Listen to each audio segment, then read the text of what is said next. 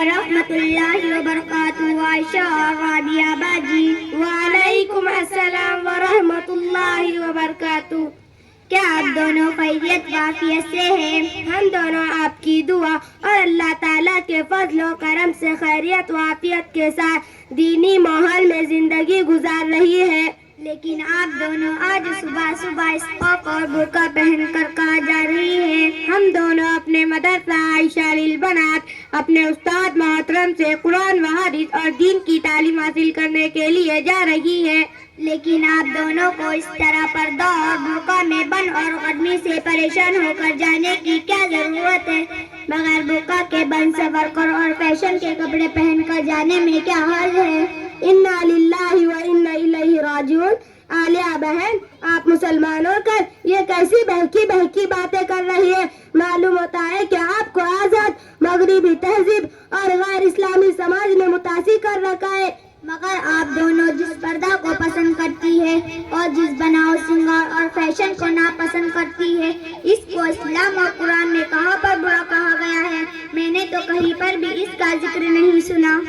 عالیہ بہن، افسوس کی بات ہے کہ آپ نے صرف دنیا کی تعلیم حاصل کی ہے، دین کی تعلیم حاصل نہیں کی، ورنہ قرآن و حدیث میں جگہ جگہ عورتوں کو پردہ اور سادگی کا حکم دیا گیا ہے اور فیشن پرستی اور اس طرح بناؤ سنگار سے منع کیا گیا ہے۔ میری بہن عائشہ ابھی آپ کو قرآن و حدیث پڑھ کر سنائیں گی اور پردے کا حکم اور فیشن پرستی اور بے پردگی کی برائی بتلائیں گی۔ سنو میری سہیلی عالیہ بہن، اللہ تعالیٰ قرآن میں فرماتے ہیں، یا ایھا النبی قل لازواجک وبناتک ونساء المؤمنین یدنین علیہن من جلابیبہن۔ اے نبی صلی اللہ علیہ وسلم، آپ اپنی بیویوں، لڑکیوں اور مومنوں کی عورتوں سے کہہ دیجئے کہ ڈھالے رکھے اپنے اوپر اپنی چادریں۔ ایک دوسرے آیت کریم میں اللہ تعالیٰ فرماتے ہیں، وَلَا يُبْدِينَ زِينَتَهُنَّ إِلَّا مَا ظَهَرَ مِنْهَا وَلْيَضْرِبْنَ بِخُمُورِهِنَّ عَلَى جُيُوبِهِنَّ۔ اور عورتیں اپنی زیب و زینت اور بناؤ سنگار کو ظاہر نہ کرے اور چاہیے کہ اپنی اوڑھنی اور چادر اپنے اوپر ڈالے رکھے۔ اسی طرح ایک اور آیت میں ہے، وَلْيَضْرِبْنَ بِأَرْجُلِهِنَّ لِيُعْلَمَ مَا يُخْفِينَ مِنْ زِينَتِهِنَّ۔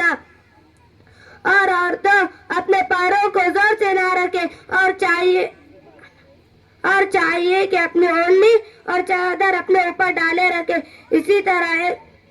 اسی طرح ایک حدیث میں حضور صلی اللہ علیہ وسلم فرماتے ہیں کہ کوئی عورت اس نیت سے بن سنور کر اور میک اپ کر اور اچھے کپڑے پہن کے دوسرے لوگ اس کو دیکھ کر خوش ہو تو اللہ تعالیٰ قیامت کے دن ایسی عورتوں کی طرف نظر نہیں کریں گے۔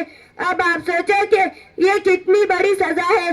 ایک اور حدیث میں ایک مرتبہ حضور صلی اللہ علیہ وسلم کی مجلس میں یہ بات چلی کہ بتاؤ سب سے بہترین عورت کون ہے؟ کسی نے کچھ جواب دیا۔ اتنے میں حضرت علی رضی اللہ عنہ اپنے گھر گئے اور اپنی بیوی حضرت فاطمہ رضی اللہ عنہ کو بتایا کہ حضور کی محفل میں یہ بات ہو رہی ہے، اس لیے میں تم سے پوچھنے آیا سب سے اچھی عورت کون ہے، اس لیے میں تم سے پوچھنے آیا ہوں۔ تو حضرت فاطمہ رضی اللہ عنہ بتاتے ہیں، سب سے اچھی عورت وہ ہے جو پردے کا خوب اہتمام کرے اور غیر محرم مرد کو نہ دیکھے اور غیر محرم مرد کو دیکھنے کا موقع دے۔ میری پیاری سہیلیوں، آپ دونوں نے مجھے پردہ اور برقع کے بارے میں بڑی اچھی باتیں بتا کر میری غلط فہمی کو دور کیا، لیکن میں آپ دونوں سے ایک اور بات پوچھنا چاہتی ہوں، وہ یہ ہے کہ ہماری کچھ بہنیں اور عورتیں بازاروں اور دکانوں میں جا کر غیر محرم مردوں سے یعنی منیاروں کے ہاتھ سے چوڑیاں پہنتی ہے، کیا اس بات کی اسلام میں اجازت ہے؟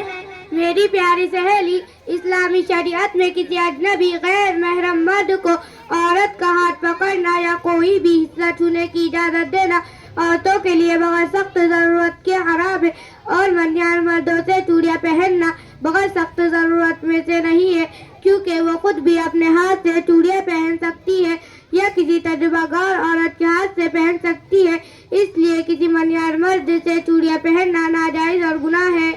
میری پیاری بہنوں عائشہ اور رابعہ، آپ نے مجھے پردہ اور فیشن پرستی کے ناجائز ہونے کے بارے میں بڑی اچھی اسلامی باتیں بتا کر مجھ پر احسان کیا ہے. میں بھی وعدہ کرتی ہوں کہ انشاءاللہ کل سے آپ دونوں کے